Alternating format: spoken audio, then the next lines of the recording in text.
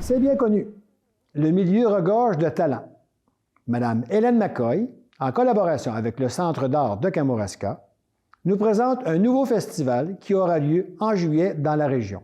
Alors, je suis en présence aujourd'hui de Hélène McCoy, responsable du festival Archipel.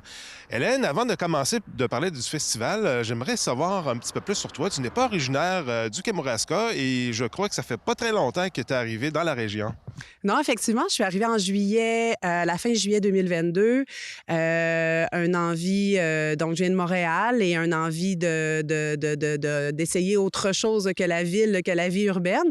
Puis on a choisi notre région préférée pour nos vacances. On s'est dit, si en vacances, on aime ça, on va aimer ça y vivre.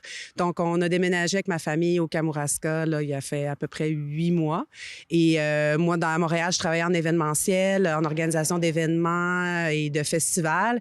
Et quand je suis arrivée ici, ben, j'ai rencontré les filles du Centre d'art de Kamouraska, puis on s'est très rapidement, on s'est dit, hey, on part un festival au Kamouraska. Alors, ça s'est fait simplement comme ça et c'est maintenant qu'on peut annoncer la tenue de Archipel. Justement, parlant d'Archipel, c'est un tout nouveau festival d'art vivant au Kamouraska. C'est quoi qui a été l'inspiration?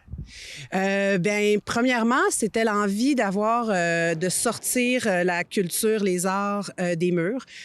Donc, quelle meilleure façon de décloisonner tout ça que de faire un festival, d'aller à la rencontre du public. Et ensuite, on avait une envie vraiment de mettre en valeur autant les artistes locaux que le patrimoine bâti et le territoire. Donc, on s'est dit, ben un festival qui met en valeur ces trois éléments pourrait être très intéressant. Ça permettrait aussi aux gens de se promener et d'avoir autant l'intérêt de la performance artistique que de la découverte de notre patrimoine bâti et de notre territoire. Donc, on a organisé un festival qui se déroule dans 4 municipalités différentes sur 3 jours. Donc, avec toutes ces idées-là, c'est créé Archipel tranquillement. On a un peu... ça a été le squelette de notre festival. C'est un peu... ça a été la prémisse du festival. Justement, vous avez aussi annoncé des lieux pour le festival. Pourquoi avoir justement autant de lieux et autant de patrimoine bâti? Bien, c'est sûr que comme le Centre d'art est dans la municipalité de Kamouraska, mais on avait une envie vraiment très fort de s'étendre à la MRC du Kamouraska. Dans le concept justement de sortir des murs, on s'est dit pourquoi pas y aller plus loin encore, puis mettre de l'avant les autres municipalités du Kamouraska qui ont un patrimoine bâti très riche. Qui est reconnu et visité, mais peut-être pas autant que l'achalandage qu'on connaît, évidemment, à Kamouraska. Puis, on voulait aussi créer une espèce de déplacement pendant 3 jours des gens.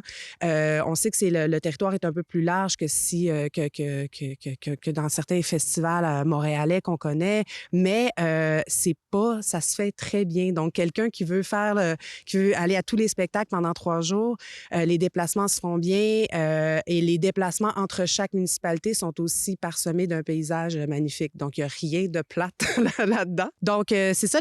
Donc, Archipel va avoir lieu à Kamouraska, à Saint-Denis-de-la-Bouteillerie, à Saint-Pascal et ça va se terminer à Saint-Germain-de-Kamouraska. Dans chaque municipalité, les spectacles vont occuper des lieux qui ont une charge patrimoniale.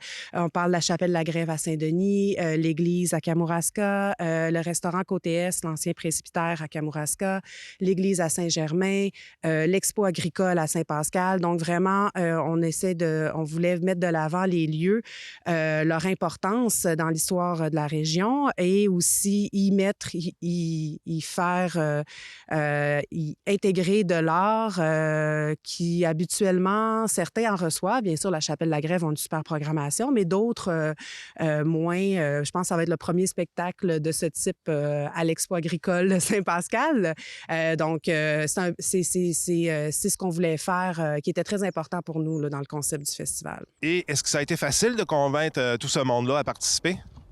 Oui, vraiment. Un enthousiasme de tous les partenaires. Au début, le festival, on a contacté certains partenaires en disant, on espère organiser un festival l'été prochain.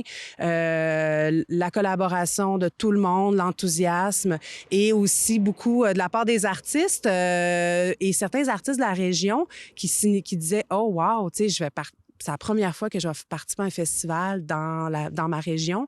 Fait qu'on a la réception et la collaboration a été super là, de tout le monde. Parfait. Ensuite, pourquoi le nom Archipel? En fait, archipel, le mot archipel, c'est une série d'îles isolées. Tout ensemble, ça crée un archipel.